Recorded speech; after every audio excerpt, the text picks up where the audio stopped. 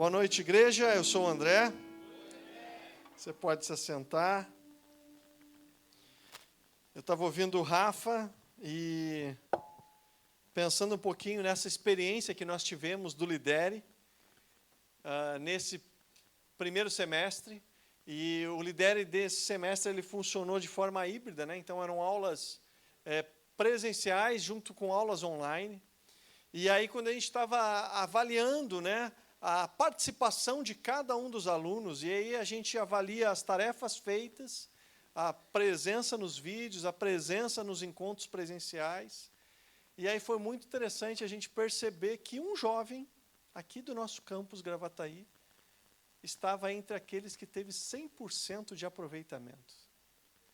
Aproveitou o Lidere realmente, fez o Lidere de ponta a ponta, né, cumprindo tudo que era exigido. Então, levanta a mão aí, Theo. Foi tu mesmo. Aí, ó. Glória a Deus, hein? Olha que especial. Glória a Deus. Cara, eu fiquei tão animado quando o pessoal falou disso. Esse é de Gravataí, esse homem de Deus é de Gravataí. Olha que legal. Então, quero que você guarde uma data no seu coração. 3 de outubro.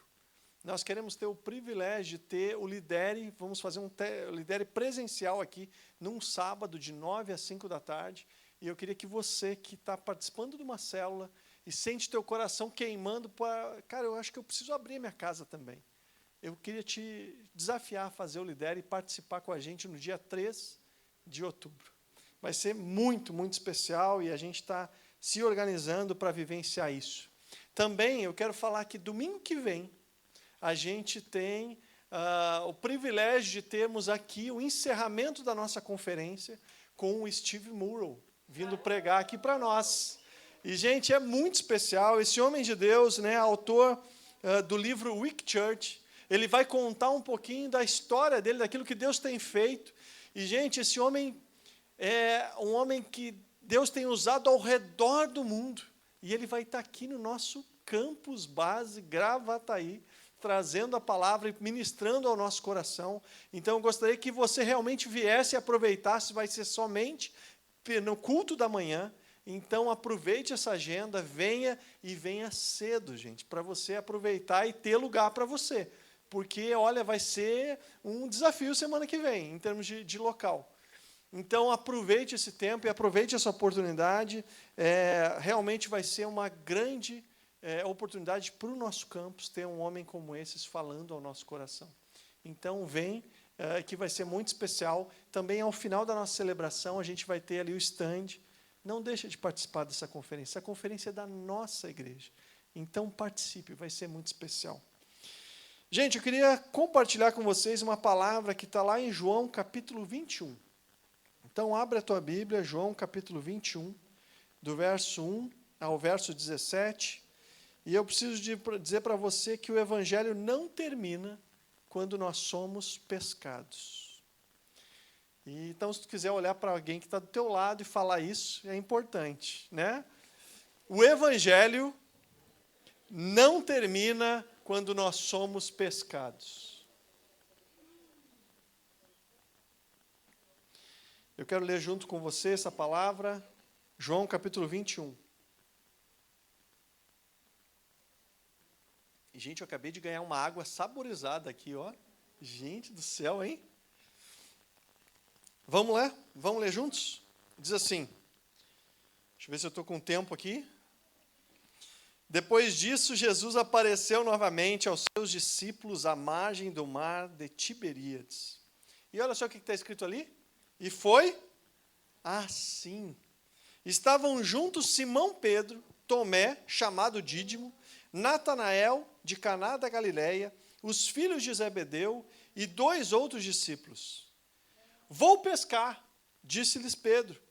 Nós também vamos com você, disseram os outros. E eles entraram no barco, mas naquela noite não pegaram nada. Vamos ler junto essa parte? Mas naquela noite não pegaram nada. Ao amanhecer, Jesus estava na praia, mas os discípulos não o reconheceram. Ele lhes perguntou: filhos, vocês têm algo para comer? Não, responderam. Então ele disse: lancem a rede do lado direito do barco e vocês encontrarão.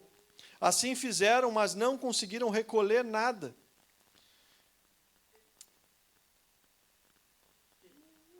Desculpa. Lancem as redes do lado direito do barco e vocês encontrarão. Assim fizeram, mas não conseguiram recolher a rede por causa da grande quantidade de peixes. Conserta isso no teu coração. O discípulo a quem Jesus amava disse a Pedro: é o Senhor. Então Simão Pedro, ouvindo dizer isso, vestiu a capa, pois havia tirado, e lançou-se no mar. Os outros discípulos vieram no barco, arrastando a rede cheia de peixes, pois estavam a cerca de 200 côvados da praia. E quando desembarcaram, viram ali uma fogueira, peixe sobre as brasas e um pouco de pão. Então Jesus disse para eles: tragam algum dos peixes que acabaram de pescar. Simão Pedro, então, entrou no barco e arrastou a rede para a praia. E ela estava cheia, tinha 153 grandes peixes. Embora houvesse tantos peixes, a rede não se rompeu. E Jesus lhes disse: venha comer. Nenhum dos discípulos tinham coragem de perguntar: quem és tu? Pois sabiam que era o Senhor. E Jesus então aproximou-se, tomou-se o pão e deu a eles, fazendo o mesmo com o peixe. E esta foi a terceira vez que Jesus apareceu aos seus discípulos, depois de ter ressuscitado dentre os mortos. Depois de comerem, Jesus perguntou a Simão Pedro: Simão, filho de João, você me ama mais do que a esses? E ele disse: sim, Senhor, tu sabes que eu te amo. E Jesus então disse: cuide dos meus cordeiros. Novamente Jesus disse: Simão, filho de João, você me ama? E ele respondeu: sim, Senhor, tu sabes que te amo. Então Jesus disse: pastorei as minhas ovelhas. E pela terceira vez Jesus disse: Simão, filho de João, você me ama? E Pedro então ficou triste, porque Jesus lhe perguntou pela terceira vez: você me ama? Ele disse: Senhor, tu sabes de todas as coisas, e tu sabes que eu te amo. Então Jesus disse: cuide das minhas ovelhas. Feche teus olhos, eu quero orar contigo sobre essa palavra. Pai, em nome de Jesus, essa é a tua palavra, ela é provada e aprovada ao longo dos anos. Essa palavra tem mudado a vida de pessoas, a perspectiva espiritual de discípulos do Senhor. E eu venho, Deus, pedir que hoje, mais uma vez, o Senhor use essa palavra para abençoar a tua igreja. E nos levar para um outro nível de discípulos. Nos levar e nos desafiar a realmente sermos tudo aquilo que o Senhor pensou para nós, aquilo que o Senhor programou, Deus, para que a tua igreja fosse nessa terra. Pai, nós pedimos isso, nós pedimos que nesse momento o Senhor nos abençoe com a revelação dessa palavra, em nome de Jesus. Amém. Amém. Que tipo de isca tem chamado a tua atenção?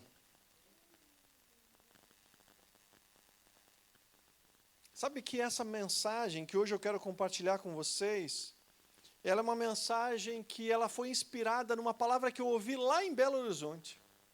E quando eu estava lá em Belo Horizonte, eu ouvi um pastor Laudi Jair, e ele estava pregando no congresso Paixão Contagiante, um congresso voltado para as células. E ele falou, basicamente ele montou uma teologia dos peixes ao longo da Bíblia. E esse homem trouxe essa palavra, e essa palavra ficou queimando no meu coração. O pastor Laudi Jair, ele é o escritor e o autor do livro Os Tesouros da Santidade. E esse homem, ele falou um pouco sobre como Deus, ele usa a natureza para revelar quem ele é. E o que eu vou compartilhar com você nessa noite é algo que está queimando no meu coração desde que eu ouvi essa palavra. Porque existe algo muito interessante na pesca. Eu não sei quantos aqui já pescaram. Tem bastante gente até, gente. Né? Quando a gente é criança, a gente pesca mais, né? A gente tem um açudezinho lá em casa, e esses tempos o vizinho, o neto do vizinho chegou lá e começou a conversar com o Felipe, e os dois foram pescar. Antes de pescar, eles foram cutucando lá o nosso pátio e achou um monte de minhoca. E aí eles pegaram aquelas minhocas, colocaram numa panelinha, né, que é uma panelinha da Lídia, ela soube hoje de manhã que era uma panelinha dela, que ele estava usando. Mas eles foram pescar com aquela panelinha, gente, e eles pegaram acho que 37 peixinhos. E eu depois fiz eles botar tudo de volta. Eu disse, não, é para pescar outra vez. Mas foi muito legal, porque a isca certa, ela chamou e atraiu o peixe certo. E toda pescaria começa com uma isca. O pescador, ele vai lá, pega a isca, coloca no anzol, e precisa ser uma isca que desperte o peixe. A isca chama a atenção, o peixe se aproxima, morde e é fisgado. E aí um outro fato interessante em relação da pesca é que nem toda isca tem o mesmo propósito. Funcionou lá em casa porque era a isca certa. Mas existem iscas que levam a gente para a vida. E existem iscas que nos levam para a morte. Existem coisas que nos aproximam de Deus. E existem coisas que nos afastam e nos levam para longe dele. Existem iscas que nos chamam a atenção para que a gente venha se apegar a Deus. Mas existem iscas de pecado que são lançadas pelo nosso inimigo, que chamam a nossa atenção e nos levam para longe de Deus. Sabe, pensando nisso, eu lembro o dia que eu fui fisgado por Deus. Eu tinha 14 anos quando isso aconteceu. E eu lembro que eu estava numa celebração e eu fui num culto como esse que a gente está. E durante aquele culto, o pastor começou a falar sobre um jovem excelente chamado Daniel. E eu estava lá naquele culto, ouvindo aquela palavra, e o meu coração queimava, e eu dizia para mim mesmo, eu quero ser como esse Daniel. Eu quero ser como esse jovem, porque tudo que ele faz é bem feito, e tudo que ele faz tem um DNA de Deus, tem uma marca do Espírito, tem uma marca do Senhor. E aí foi muito interessante, porque no final daquela mensagem, o pastor ele disse algo, ele disse assim, você não pode ser excelente sem ter o excelente Jesus na sua vida. Naquele dia, eu tive a convicção de que o meu maior problema não era que eu não era excelente. O meu maior problema é que eu não poderia ser excelente porque eu era um pecador, que precisava urgentemente ser salvo do meu pecado. E eu precisava encontrar um Salvador, alguém que podia realmente mudar a minha vida. E aquela palavra chamou a minha atenção e fisgou a minha atenção. Porque naquele momento eu não era apenas um jovem e com o problema de não ser excelente. O meu maior problema é que eu era um pecador que precisava ser salvo de mim mesmo. Eu precisava entender que não existe vida verdadeiramente excelente sem me encontrar com o excelente Jesus.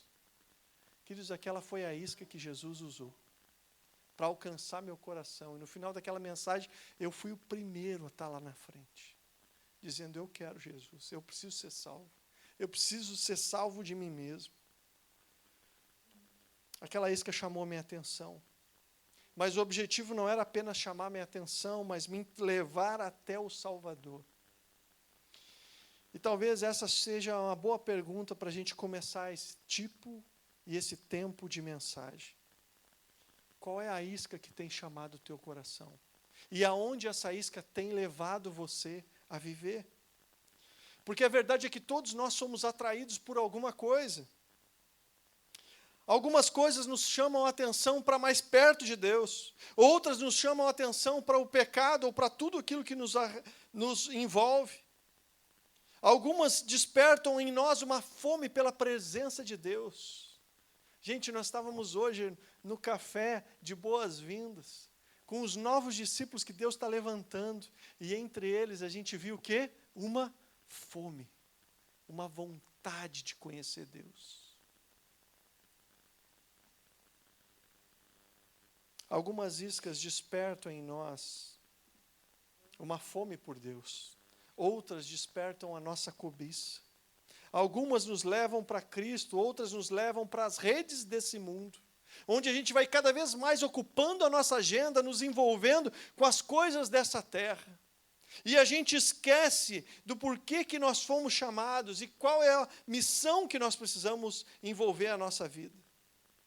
Sabe, o problema é que o pecado, ele nos envolve.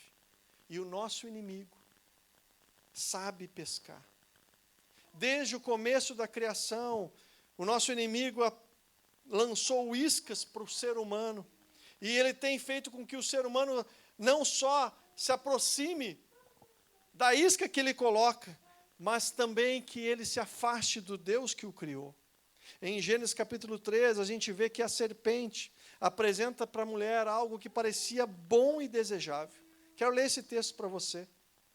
Gênesis capítulo 3, versículo 6 diz assim: quando a mulher viu que a árvore parecia agradável ao paladar, era atraente aos olhos, e além disso desejável para ela, de se obter discernimento, tomou do seu fruto e comeu. Repara nas palavras que estão escritas nesse texto. O texto diz que a isca ela era agradável, ela era atraente, ela era desejável, mas ela era uma isca, uma armadilha. Queridos, o pecado raramente vai se apresentar assim: oi, tudo bom? Eu vim aqui para destruir a tua vida, mas na hora tu não vai entender, mas eu quero realmente que tu aproveite essa oportunidade para te afundar cada vez mais, porque tem um poço que é profundo demais que eu quero te levar para lá, e você vai gostar no início, mas depois vai ser amargo e cruel.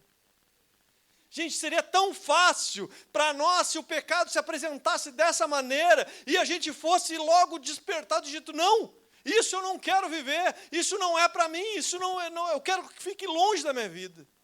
Mas a verdade é que o pecado, ele vem e ele parece sempre agradável, atraente e desejável. O pecado chama a nossa atenção, o pecado promete prazer, ele promete liberdade, ele promete realização, ele promete um poder que eu não poderia ter, ele promete satisfação. Mas depois que ele te fisgou, a realidade é que ele vai te mostrar a rede aonde você está preso. E depois que você está preso, gente, é muito mais difícil sair. Foi assim no Éden. Ainda é assim entre nós. Sabe, nós deixamos de ser governantes da criação que Deus fez e nos tornamos escravizados por aqueles a quem nós deveríamos ter o privilégio de ordenar. Sabe, quando Deus criou o ser humano, Ele estabeleceu uma identidade e um propósito, dando para o homem uma posição de autoridade sobre toda a criação, e chamando o homem e a mulher para exercerem domínio. Em Gênesis capítulo 1, versículo 28, diz assim: sejam férteis e multipliquem-se, encham e subjuguem a terra. E olha só o que ele diz: dominem sobre os peixes. Mas é muito interessante a gente perceber que parece que, como seres humanos, nós estamos mais sendo fisgados do que fisgando qualquer coisa. O tempo todo a nossa atenção está sendo levada e atraída por coisas ruins. O homem que foi criado para governar, para refletir a imagem de Deus em sua administração no mundo. Porém, o pecado ele entrou na nossa história. E tudo foi profundamente invertido. Aquilo que deveria ser domínio passou a ser escravidão. Aquilo que deveria ser liberdade se tornou uma prisão. Por isso que em Eclesiastes capítulo 9, versículo 12, ele descreve essa realidade de forma impactante quando ele diz o seguinte: como peixes que se apanham com rede traiçoeira, assim se enredam também os filhos dos homens. Queridos, a imagem aqui é muito clara. O ser humano que deveria estar exercendo a autoridade, ele passa a ser capturado por redes invisíveis que o dominam. Em algumas versões ele diz assim: por rede de arrasto. Queridos, eu fui criado em Rio Grande. Uma das coisas que mais acontece em Rio Grande são pescarias. E uma das coisas que é mais usada em Rio Grande são as redes de arrasto. Uma rede de arrasto é quando dois homens ou dois barcos são colocados um do lado do outro, uma rede é esticada entre eles, e eles arrastam tudo o que tem no fundo do mar. O que Eclesiastes 9, versículo 12 está dizendo, é que muitas vezes o inimigo pesca, mas ele não pesca com uma vara de pescar, não é um anzol só. Ele vem com uma rede arrastando tudo e levando tudo e todos. De pescador, o homem passou a ser pescado. É isso que Eclesiastes está falando. O pecado, ele tem exatamente esse efeito na minha vida e na tua. Ele faz com que a escravidão primeiro pareça normal. E depois ele leva você a perder a sua liberdade, achar que isso também é natural. E o homem passa a viver preso, sem perceber que está preso. Mas sabe, Jesus, ele veio exatamente para quebrar e arrebentar com essas redes. Essas redes de pecado, essas redes de enrolo desta terra. E ele veio para reverter essa história e restaurar aquilo que foi perdido. Sabe, eu lembro até hoje, quando eu cheguei no seminário, 2004. Foi quando eu cheguei em Porto Alegre. E aí eu lembro que, logo em seguida, eu fui levado ao seminário, o local do seminário, onde eu ia ter as aulas com os outros seminaristas. E eu estava ali no elevador, e quando a porta se abriu do elevador, eu estava saindo e eu queria, assim, gente, eu sou espiado. Né? Eu gosto de chegar num lugar, assim, quando eu não conheço ninguém, eu gosto que nem me percebam no lugar. É meio difícil. Né? Eu sou meio grande, sou desastrado também, às vezes vou batendo em tudo que está perto. Mas eu gosto de chegar quieto. E aí, quando a porta se abriu, eu estava pensando assim, não, vou entrar aqui sem ninguém me ver. Quando a porta abriu, eu dei de cara com o reitor do seminário. E eu lembro que eu cheguei a dar uma andadinha para trás no elevador, e aí junto comigo estava um rapaz chamado Sadol. Você já consegue imaginar o tamanho do braço daquele homem. Vocês lembram daquele fortificante Sadol, que tinha um cara bem magrinho, que falava Sadol, né? Então, ele era assim, bem magrinho, bem magrinho. E ele estava do meu lado, e ele olhou para o diretor, olhou para mim e falou assim, diretor, esse aqui é o André. E eu lembro que aquele diretor, ele olhou nos meus olhos e falou assim, André, um pescador de homens. Um pescador de homens. Sabe, eu tinha lido aquela palavra tantas vezes, ela não fazia sentido para mim. Mas naquela hora, que aquele homem olhou para mim e ele falou isso, eu fiquei olhando para aquele homem e eu fiquei imaginando exatamente o que viveu João no capítulo 21. O que viveu João lá quando ele foi chamado por Jesus, lá no início do Evangelho. Sabe, naquele momento, naquela saída de elevador, eu ainda não entendi exatamente o que Deus faria comigo naquele lugar, mas ao sair do elevador e ouvir aquelas palavras, aquilo foi uma declaração de identidade para mim. Eu não era mais só o André. Eu era o André o quê? Pescador de homens. Ele não apenas estava chamando o meu nome, ele estava me lembrando do meu chamado, ele estava me lembrando do porquê que eu estava lá naquele lugar, naquela época e naquele momento. E essa é a atenção de João capítulo 21. Porque parece que os discípulos, depois deles passarem por uma crise, por verem o mestre deles sendo crucificado, parece que de alguma maneira eles precisam ser lembrados de quem eles eram. O que nós temos sido? O que nós nos tornamos como igreja? Sabe que essa é uma preocupação constante no meu coração. Porque um dia eu vou prestar contas a Deus sobre essa igreja. E o que nós temos sido como igreja? O que nós estamos pescando? Ou será que nós estamos sendo pescados? Sabe o que esse texto revela para cada um de nós? É que quem foi chamado por Jesus não pode voltar ao velho lugar. O texto diz, vou pescar, disse-lhes Pedro. Nós também vamos com você, disseram os outros. E eles foram e entraram no barco, e naquela noite eles não pegaram nada. Gente, João capítulo 21, ele começa com a declaração de Pedro, eu vou pescar. E à primeira vista parece que isso é tranquilo, é normal. Ele apenas está voltando a um ofício que ele manjava, que ele conhecia. Mas espiritualmente isso é algo muito profundo. É um movimento de retorno ao seu passado. Uma tentativa de voltar à antiga identidade que ele havia abandonado.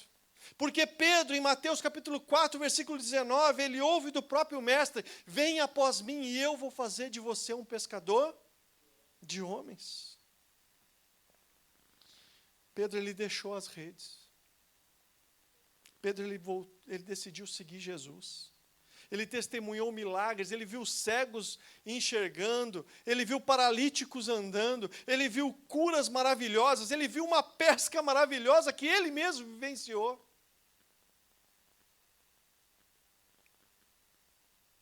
Mas ele experimentou também a própria falha. E quando a gente falha, naturalmente, a gente entra numa crise de identidade. Você já falhou na vida? Eu já falhei. E quando a gente falha, a gente se pergunta: Deus, o Senhor me quer ainda? Tem espaço para mim ainda no barco? O Senhor ainda tem algo que eu deva fazer?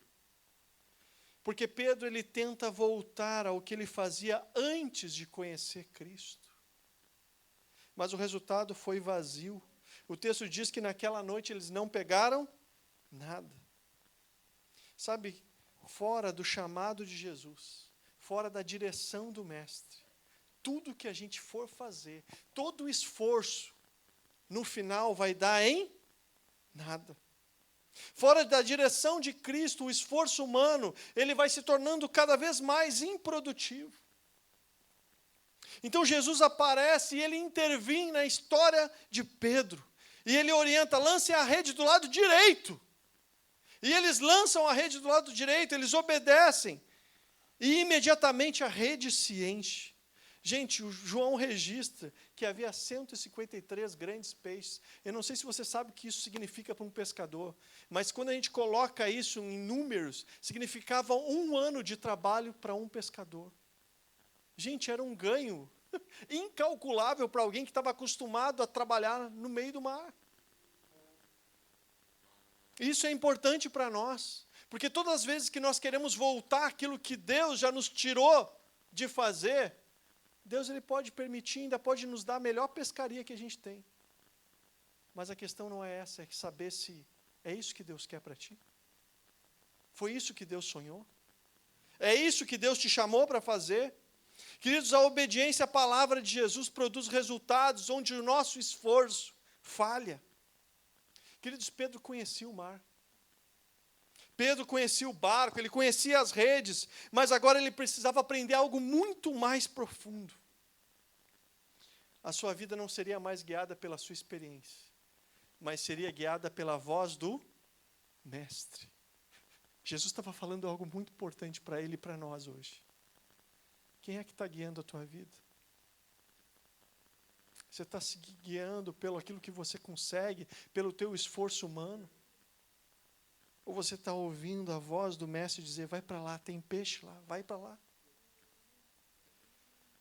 Sabe, essa pergunta se aplica a nós. Será que nós fomos alcançados por Jesus, mas ainda tentamos viver como antes?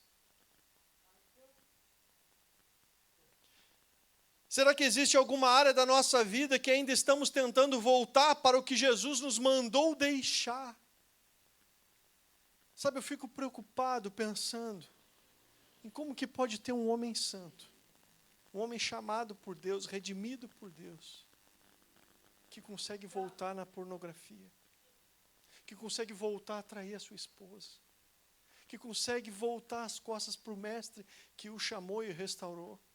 Eu fico pensando como é que uma mulher santa, alguém designada por Deus para viver uma vida totalmente diferente, consegue entregar sua mente para outros homens, e o seu coração se voltar para outros homens que não o seu marido. Eu fico pensando como é que a gente consegue voltar nessa vida, depois do que Deus já fez por nós. Sabe, nós fomos alcançados por Jesus, mas será que de alguma maneira nós ainda estamos voltando a viver a vida que nós tínhamos antes? De encontrar com o Mestre. Spurgeon, em um dos seus sermões, ele faz uma pergunta que eu queria dividir com vocês.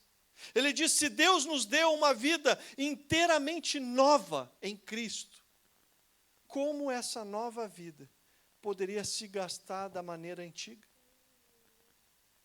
Sabe o que ele está dizendo? Sabe o que ele está perguntando? Como é que você está vivendo de novo aquilo que Deus já pediu para você largar? Aquilo que Ele já purificou na tua vida, que Ele já perdoou, que Ele já lavou. Como é que você está voltando para isso de novo? O que ainda na minha vida se parece com a antiga maneira de viver? Queridos, tem coisa que não combina mais. Tem palavras que não eram mais para fazer parte do meu e nem do teu vocabulário. Tem atitudes que já não servem mais para a vida que Deus te chamou para viver. E toda vez que você insiste em viver da maneira antiga, você está cedendo a uma isca que você já foi despertado para ver que ele é ruim. Que desejos ainda puxam você de volta para a antiga vida? Que antigas iscas ainda conseguem chamar a tua atenção? Que áreas da nossa vida ainda estamos tentando nos levar de volta para o velho barco? O velho barco. Sabe, Jesus nos pescou para uma nova vida. Não faz sentido nenhum a gente continuar vivendo como se ainda estivéssemos presos àquelas antigas redes. Não faz mais sentido. Porque quem foi chamado por Jesus não pode amar sem cuidar. Jesus ele lhes disse: venham comer. Nenhum dos discípulos tinham coragem de perguntar: quem és tu? Pois sabiam que era o Senhor. Sabe, depois da pesca, Jesus ele prepara uma refeição. E ele diz: venham comer. O que eu aprendo com isso? Sabe, Jesus ele sabe a hora certa de cuidar. E também ele sabe a hora certa de confrontar. Ele não toca na ferida antes de preparar o coração para a cura. Vou repetir essa frase. Jesus ele não toca na ferida antes de preparar o nosso coração para a cura. E talvez esse seja o nosso problema. Talvez seja o meu problema. A verdade é que a gente está tão preocupado em resolver conflito, em corrigir desvios, que a gente esquece de preparar o coração daqueles que precisam ser ministrados. Agora, um outro lado, e a outra ponta, é que também não adianta a gente só cuidar do coração sem ministrar a cura. O texto diz que depois da refeição, Jesus ele vai ao centro da questão e ele pergunta: Pedro, tu me amas? Tu me ama de verdade? Pedro, ouve, tu me ama? Então cuida das minhas ovelhas. Por que você está tentando voltar para a antiga vida? Eu já mudei tua profissão. Tu antes era pescador de peixes, agora tu vai ser pastor de vidas. Sabe, a mensagem é clara. Amor por Cristo sempre precisa se manifestar em cuidado daquilo que Deus ama. Por isso que eu não consigo acreditar numa vida cristã de carreira solo. Porque Deus nos coloca para amar pessoas que Ele ama. Quer ver uma coisa? Olha para quem está do teu lado. Aí do teu lado está alguém que Jesus ama. Ama. Ele te ama. Ele entregou a vida dele por ti. Ele entregou a vida dele por essa pessoa. E ele faria de novo se precisasse. Ele ama essa pessoa. Sabe, eu lembro de um dia, eu contei isso hoje pela manhã. Eu lembro de um dia que a gente estava indo para um retiro de casais, ou encontro de casais. E eu estava assim, já com aquela sensação de, cara, estou indo lá e eu estou devendo. Eu sei que estou errado. Vou chegar lá e vou receber um monte de chamada de atenção. E aí eu já estava indo com o coração meio aflito, porque um pouco antes eu e a Lídia, a gente tinha tido uma conversa, e a Lídia falou, ressaltou algumas situações do meu coração que eram ruins. Entre elas um negócio chamado procrastinação. Alguém luta sobre isso? Não levanta a mão. Gente, é deixar para depois o que tem que ser feito agora. E eu tinha uma lista de coisas que eu estava deixando para depois na vida da minha esposa, na vida da nossa família, na vida daquilo que Deus estava me chamando para viver no ministério. E eu estava indo para lá e a gente tinha tido uma conversa difícil, então a gente não estava muito bem, o coração um com o outro, mas estávamos lá de mão dada, porque a gente aprendeu que a gente não pode largar a mão do outro, nem quando a gente está chateado. E eu lembro que a gente chegou naquele lugar e eu estava pensando assim, agora bate, é isso aí. Né? Pensando que o cara ia só falar, mandar umas lapadas no meu coração. Mas aquele homem começou a falar de cura. E ele começou a preparar o meu coração para receber o que Deus tinha para mim naquele dia. E aí no finalzinho ele disse assim, agora faz o seguinte, vira a tua cadeira para a cadeira da tua esposa, coloca joelhinho, joelhinho com ela, olhinho, olhinho com ela. E aí a gente virou a cadeira e eu fiquei olhando para a Lídia me olhando, e aí ele disse assim, agora responde uma pergunta, na tua mente, pergunta para Deus, o que Deus vê nessa pessoa? Cara, gente, aí eu descobri que Deus é meu amigo. Cara, porque a Lídia começou a me olhar e se emocionar, porque Deus estava falando alguma coisa com ela, dizendo assim, esse cara aí, ama esse cara, cuida desse cara, esse cara aí que eu escolhi para ti. Deus começou a queimar no meu coração isso, mas Deus também ficou me mostrando a Lídia, dizendo, eu coloquei ela na tua vida como tua auxiliadora. Ela é um presente meu para ti, cuida dela, paparica ela. E aí Deus começou a falar coisas para nós. Sabe, o amor sem ação são palavras sem expressão. Vou repetir para você guardar isso no teu coração. Amor sem ação são palavras sem expressão. E queridos, amor que não se transforma em ação são apenas palavras sem expressão. Não basta apenas nós termos sentimentos, nós precisamos ter atitudes que comunicam esses sentimentos. Por isso João descreve, em 1 João 4:21, quem ama a Deus, ame o seu irmão. Por isso que eu disse, olha para o lado, porque do teu lado está alguém que Deus ama. E Ele quer que você ame essa pessoa. Ele quer que você dê para essa pessoa tudo aquilo que Ele tem dado para você. Sabe, não existe amor verdadeiro por Deus que ignore aqueles que Ele ama. A lógica de Jesus para Pedro é clara e simples. Se você me ama, cuide dos meus. Isso nos leva a uma pergunta essencial. Quem são as pessoas que Deus me colocou para amar nessa terra? Talvez eu possa até dizer uma palavra um pouquinho mais sincera para ti. Quem são as pessoas difíceis? Aquelas que Deus colocou na tua vida. Para que você venha a amar. Jesus, ele olha para Pedro e ele diz, Pedro, cuide das minhas ovelhas. É como se Jesus estivesse dizendo para Pedro, Pedro, não me diga apenas que você me ama. Mostre isso cuidando daquilo que eu amo, daqueles que eu amo. Queridos, a ação de pescar revela o nosso amor ao pescador. Sabe, quando eu vou atrás de alguém que está perdido, eu estou indo atrás de alguém que Jesus ama. Você já ouviu a expressão caso perdido? Esse aí é um caso perdido. Eu já fui um caso perdido. Tem muitos de nós aqui que já foram. Mas existe um pescador que não desistiu de nós. Ele foi até onde nós estávamos.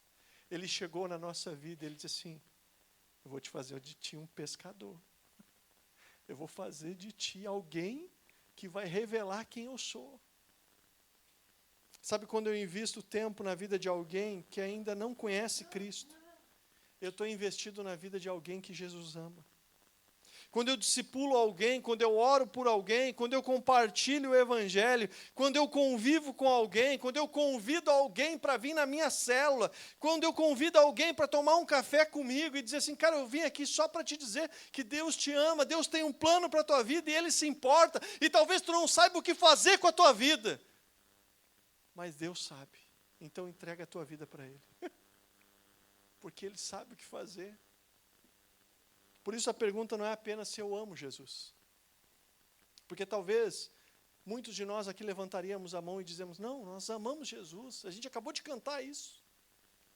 Por falar nisso, tem um outro pastor que diz que geralmente a igreja mente, o momento que a igreja mais mente é quando canta. Mas a pergunta certa para o meu coração e para o teu é, o que o seu amor por Jesus está te levando a fazer por Ele? Sabe aquele colega de trabalho? Ele deixa de ser apenas um colega e passa a ser alguém que Jesus ama e que Deus vai te usar para pescar. Sabe aquele vizinho que deixa o cachorro solto, 5 da manhã, para ficar latindo na tua janela? Ele deixa de ser um vizinho problema e ele passa a ser alguém que Jesus ama e que Deus quer usar a tua vida para que ele seja pescado por Jesus. Sabe aquele parente que talvez você olhe e diga assim, gente, esse não, tinha que até mudar de cidade. Ele deixa de ser um parente problema e passa a ser alguém que Jesus ama e que Deus quer usar a tua vida para pescar. Sabe aquele amigo que talvez você diga a seguinte frase, só precisa, ele é tão legal, ele só falta Jesus. Só falta tudo.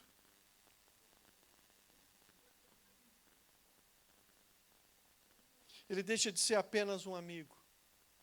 E ele passa a ser alguém que Jesus ama. E que você e eu fomos chamados para alcançar e para pescar para Jesus. Porque aquele que foi pescado, ele se torna um pescador. Ele se torna um pescador. Ele passa a ver as pessoas com as quais ele convive como pessoas pelas quais Jesus morreu e que Jesus quer alcançar através de nós. Nós passamos a olhar para essas pessoas não como qualquer pessoa, pessoas que apenas passam na nossa vida, mas como pessoas que são alvos desse amor de Jesus. Sabe, a gente como igreja tem uma expressão aqui. Se você não faz parte da nossa igreja ainda, mas eu quero te dizer que tem lugar para você aqui, saiba que a gente tem uma expressão para falar de você. Ela diz entre nós falamos os nossos alvos de amor. Nós acreditamos que toda pessoa, todo ser humano, ele é alvo desse amor de Deus. Porque quem foi chamado por Jesus não pode viver no aquário da religião. Mas essa pessoa passa a viver para a missão. E o texto diz assim, pela terceira vez, Jesus lhe disse, Simão, filho de João, você me ama? E Pedro então fica triste, porque Jesus perguntou pela terceira vez, você me ama?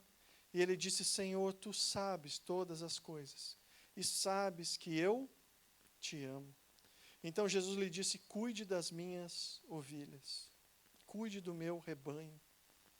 Sabe, existe um risco real para nós. Se você já aceitou Cristo há um tempo, se você já foi alcançado, pescado por Jesus há um bom tempo, existe um risco de você se transformar apenas num peixinho dentro de um aquário da religião, em vez de um pescador. Em vez de um pescador. Existe um risco real para a nossa vida cristã de transformar a igreja em um lugar de consumo espiritual, onde tudo é recebido, mas nada é enviado. A igreja, queridos, ela não é um aquário, a igreja é uma comunidade daqueles que foram enviados. Por isso que a igreja significa aqueles que foram chamados para fora. Nós fomos chamados para fora de uma religião, para viver realmente um cristianismo que revele o Criador. Nós somos alcançados para alcançar, restaurados para restaurar, cuidados para cuidar, salvos para anunciar. E quando essa verdade se perde no nosso meio, a igreja deixa de ser um movimento e passa a ser uma manutenção. A gente só fica cuidando de nós mesmos. A gente tem dificuldade de abraçar alguém que chegou que a gente não conhece. A gente esquece da nossa missão. Sabe, em 2003, 2004, eu estava vivendo um avivamento, mas especificamente em 2003, eu estava vivendo um verdadeiro avivamento sozinho. com a minha palavra, com a palavra de Deus, lendo a Bíblia. E na minha leitura, Deus estava o tempo todo me confrontando com algumas coisas, e haviam palavras pelas quais eu lia, e eu fechava a Bíblia e dizia assim, Deus, isso eu não posso ouvir, isso eu não quero ler. E entre essas palavras estava uma palavra que está lá em Mateus capítulo 9, versículo 37. Você sabe qual é? Diz assim, a colheita é grande, mas os trabalhadores são poucos. São poucos. Sabe, aquela palavra, ela me incomodava. E ela se repete nos outros evangelhos também. Então eu estava lendo de capa a capa. Então ela me incomodava, eu fechava e continuava a minha leitura. Em outro momento. E aí depois eu lia ela num outro evangelho e aquilo começava a me incomodar. E ela começou a me incomodar tanto que um dia o Espírito me perguntou, André, você está apenas contemplando a colheita ou você está disposto a se envolver com ela? Você está disposto a trabalhar nessa colheita? Porque os trabalhadores são poucos.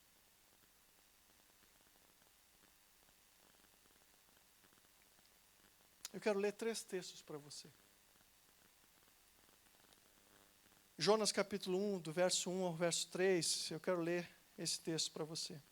Diz assim, a palavra do Senhor veio a Jonas, filho de Amitai, com esta ordem, vá depressa à grande cidade de Nínive e pregue contra ela, porque a sua maldade subiu à minha presença.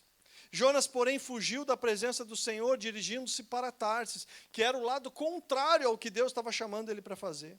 Desceu à cidade de Jope, encontrou um navio que se destinava àquele porto, e depois de pagar a passagem do próprio bolso, embarcou rumo a Tarsis para fugir do Senhor. Você lembra dessa história, né? A gente fez uma série de mensagens sobre Jonas. Eu acho que foi, 2 anos atrás? Talvez, né? Mas eu quero ler contigo um outro texto. Mais 2, na verdade. Jonas capítulo 1, versículo 17. E o Senhor fez um grande peixe engolisse Jonas, e ele ficou no ventre do peixe 3 dias e 3 noites. E aí no verso 2, capítulo 2, verso 10, diz assim, então o Senhor deu ordens ao peixe, e ele vomitou Jonas em terra firme. O que esses 3 textos nos mostram? Você sabe? Olhando esses 3 textos, o que eles chamam a nossa atenção? Sabe, quando eu olho para esses 3 textos, eu vejo algo muito interessante. Porque aqui nesses 3 textos nós temos o chamado de um homem e um chamado de um peixe. O homem, ele era um profeta, era alguém inspirado por Deus, era alguém que percebia o que Deus estava fazendo e sabia o poder que Deus tinha. Esse homem é chamado por Deus e ele diz o quê? Não. Do outro lado tem o quê? Um peixe, que é só um peixe. Mas ele obedece. Ele faz exatamente o que Deus mandou ele fazer. Deus manda ele engolir Jonas, ele vai lá e engole Jonas. Deus manda ele pegar Jonas e colocar numa praia, e ele vai e faz. O que isso está falando comigo e contigo? Queridos, a história de Jonas nos revela algumas verdades. A primeira delas é que mais vale um peixe obediente do que um profeta desobediente.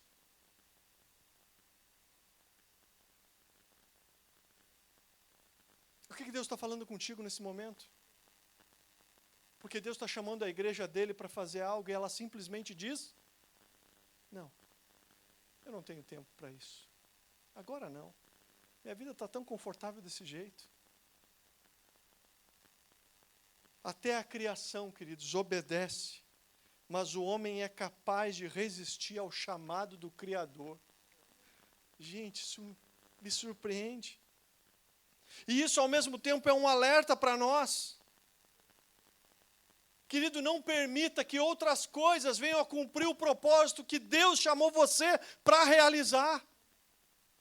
Mas você está tão envolvido em tantas coisas, e dizendo sim para tantas coisas, que fora o teu Deus, que você não tem tempo para responder para Ele. A questão para nós, queridos, como igreja, é que enquanto a gente hesita em entrar na pescaria, o nosso inimigo está lançando redes de arrasto e levando muitos à perdição. Sabe, ontem eu tive num casamento, foi tão bonito ver aquele casamento, mas depois do casamento eu tinha que passar lá no prédio da 18 de novembro. Eu quase não consegui chegar porque tinha uma festa e estava acontecendo um arrasto ali. E a gente está aqui. Hoje eu não vou no culto, está muito frio. Hoje eu acho que não vou abrir minha casa porque é muito trabalho, tem que limpar a casa, tem que fazer isso. Eu não vou falar para esse cara do Uber. Deus use alguém para falar com ele. Eu estou aqui, não quero nem falar com ninguém. Estou tão preocupado comigo mesmo. Estou tão envolvido nas minhas questões. A questão não é quantas pessoas serão alcançadas, mas é quem vai alcançá-las. Porque nós, como igreja, muitas vezes estamos fechando os nossos ouvidos, como Jonas, à voz do Senhor e dizendo não para o Criador. Sabe quando eu estava no Colégio Batista, e eu fui para fazer um trabalho como seminarista lá. E o meu trabalho era junto a toda a parte pedagógica. Eu tinha a parte da disciplina e a parte da capelania. Eu ficava num corredorzinho do primeiro ano. Então, todos os alunos, antes de irem por SOI, quando eles incomodavam, e estava tendo um índice grande de rebeldia dentro das salas de aula, então, o Colégio Batista resolveu chamar os seminaristas para ver se eles podiam fazer alguma coisa. E naquele dia eu estava lá sentado, e eu ficava lá naquele corredor. Então, antes do aluno ir para o SOI, o primeiro contato que ele tinha, quando ele fazia alguma coisa e a professora mandava ele para fora de sala de aula, era o tio André. E eu estava ali naquele corredor. E eu conversava com eles, e geralmente eles nem iam para o SOI, eles voltavam para a aula, pediam perdão para a professora e a aula continuava. Porque eles só precisavam cuidar o quê? O coração. E aí eu lembro que uma das minhas funções, e isso na verdade nem era das minhas funções, mas eu queria fazer isso, todas as manhãs eu estava lá no portão para receber eles e dar bom dia para todos os alunos. Ao final daquele período da manhã, eu estava lá no portão para dar tchau para cada um daqueles alunos. E abençoar eles, abençoar o dia deles. E aí eu lembro de um dia que um menino me procurou no meio do corredor e ele disse: André, será que tu podia ter um tempinho comigo? Eu precisava falar contigo. E eu disse assim: cara, vamos ver, entra para a aula. Gente, quando alguém fala para ti, vamos ver, já sabe que não vai dar. Já aconteceu isso com alguém? E aí, vamos se encontrar? Vamos ver. Nunca aconteceu. E aí eu lembro que ele entrou para a sala de aula e eu comecei a pensar em todas as atividades que eu tinha durante aquela tarde. E eu disse: eu não vou poder falar com ele. E aí quando chegou ao meio-dia, ele chegou para mim e eu disse assim: cara, eu não vou conseguir, cara, eu tenho que ir para uma aula, eu tenho que apresentar um trabalho. E eu comecei a dar um monte de desculpa. Porque na verdade eu era procrastinador. A verdade é que eu não tinha era prioridade. E aí eu estava ali, eu vi aquele menino sair, ele me deu tchau, e ele saiu caminhando. E daqui a pouco um outro menino veio e abraçou ele aqui, e saiu com ele conversando. Alguém que tinha tempo para ele. Sabe quem é que tinha tempo para ele? Aquele menino que abraçou ele, eu sabia que ele era um dos traficantes mirins da escola. Aquele menino nunca mais voltou para conversar comigo. Quem está pescando? A gente está envolvido em tanta coisa, menos nas pescarias que Deus quer que a gente pesque. Onde você está investindo o teu tempo? Eu quero voltar no texto de Mateus capítulo 9, porque quando a gente lê o contexto, a gente entende o que Deus está falando. Ao ver as multidões, ele teve compaixão delas, porque elas estavam aflitas e desamparadas como ovelhas sem pastor. Então ele disse aos seus discípulos: a colheita é grande, mas os trabalhadores são poucos. Peça, pois, ao Senhor da colheita que envie trabalhadores para a ceifa. Querido, Jesus, ele olhou para as multidões e ele teve compaixão. Sabe, não faltavam pessoas, faltavam pescadores. Faltam pescadores hoje ainda. Por isso que ele declarou que a seara é grande, mas os trabalhadores são poucos. Quem é que está pescando os teus filhos? Quem é que estão pescando os nossos filhos? Quem é que estão pescando os meus amigos? Quem é que está pescando os meus vizinhos? Quem é que está pescando a próxima geração? Quem foi alcançado pela graça, queridos, não pode olhar para isso com indiferença.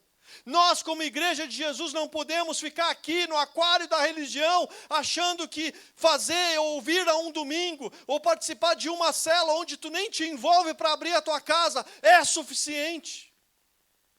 Porque não é. E os números estão aí nos dizendo que não é. Quantas pessoas estão se perdendo na nossa cidade, quantos casamentos estão sendo destruídos, quantos pais estão crescendo sem um pai e sem uma mãe. Queridos, a gratidão, ela se transforma em compaixão. Eu fui alcançado para alcançar. E eu fui resgatado para resgatar. Para terminar, para concluir. Sabe, quem foi chamado por Jesus não pode voltar ao velho lugar. Quem foi chamado por Jesus não pode amar sem cuidar. E quem foi chamado por Jesus não pode viver retido no aquário da religião, mas precisa ser enviado para a missão. Queridos, Pedro, ele volta para o barco, para o velho barco, mas Jesus chama ele de volta para um propósito. Pedro queria voltar ao seu passado, mas Jesus o chamou para um futuro. Sabe, essa mesma voz do pescador continua ecoando entre nós. Ele continua passeando no nosso meio, dizendo: vem, me segue. Eu vou fazer de você pescador de homens. Vem. Você abandonou o barco há muito tempo. Está voltando para ele por quê? Vem. Você não foi salvo só para estar aí reunido com os teus irmãos. Eu tenho uma missão que eu quero realizar junto contigo. Vem. Você foi salvo para ir a lugares aonde eu vou te enviar, e a minha voz, a voz do mestre, vai ser tão poderosa que eu vou te dizer onde é a pescaria. Você não foi restaurado para apenas cuidar de você mesmo. Você foi restaurado para levantar outros.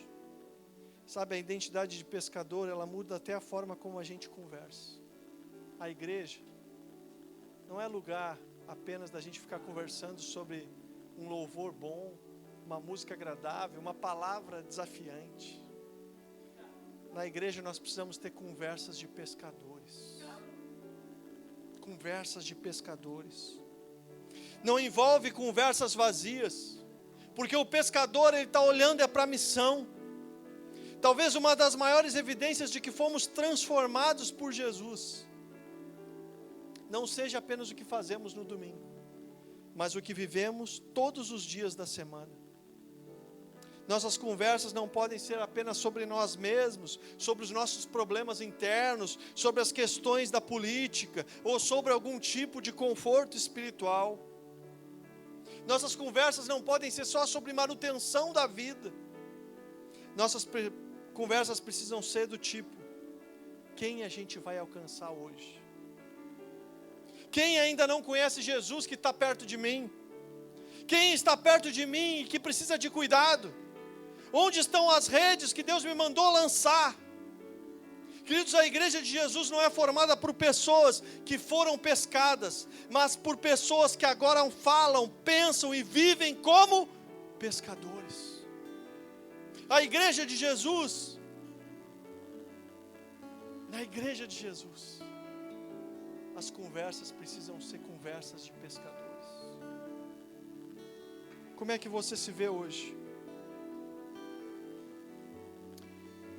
Talvez você se pareça mais com um pescador, ou você continua se olhando como um peixinho pescado, mas que agora foi colocado num aquário limpinho, com uma água limpinha, um bom alimento, onde existe música, segurança e comunhão. Mas você foi criado para estar em alto mar, para ver as ondas batendo, para ter o privilégio de ver as redes sendo lançadas, e você fisgando os peixes que Deus quer que você pegue. Sabe, nós estamos acostumados a viver num aquário religioso, e por isso muitos de nós nos tornamos mimados, exigentes e cheios de opinião, mas pouco produtivos. Quer ver uma coisa? Quem você alcançou? Quem você alcançou? Para Jesus, últimos 10 anos, quem você alcançou? Últimos 5 anos, quem você alcançou? Últimos 3 anos, quem você alcançou? Nos últimos 2 anos, quem você teve o privilégio de dizer, Jesus te ama e Ele tem uma vida maravilhosa para você?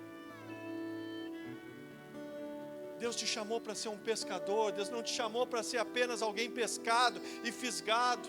Você é alguém que está sendo preso por uma rede invisível de pecado, e Deus te chamou para você se levantar e fazer o que o mestre faz, porque o mestre pesca e pesca a gente, e Deus te chamou para fazer o mesmo, porque você não foi alimentado só para você ficar de barriga cheia. Deus te chamou agora para alimentar. Deus está te restaurando para cuidar. E sabe, durante muito tempo o nosso slogan da igreja era amor e cuidado, amando pessoas e cuidando bem delas. Sabe por que a gente parou de falar isso? Não é porque está errado amar pessoas e cuidar bem delas, mas é porque encheu de gente que só queria ser cuidado e esqueceu que a missão é lá fora. Nós precisamos sair por essa porta. Existe alguém que precisa de amor e não sou eu. A missão não tem a ver comigo e com o meu bem-estar, porque eu sou um pescador e você também foi chamado para ser. Deus te chamou para você se entregar, porque você foi salvo para salvar. Eu não estou bravo contigo, estou bravo comigo mesmo. Eu estou bravo com, às vezes, a nossa inércia em relação àquilo que Deus está nos chamando para fazer.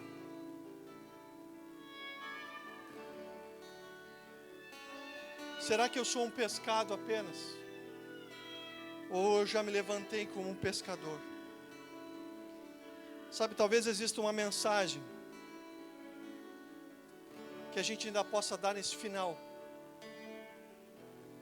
Já passei meu tempo.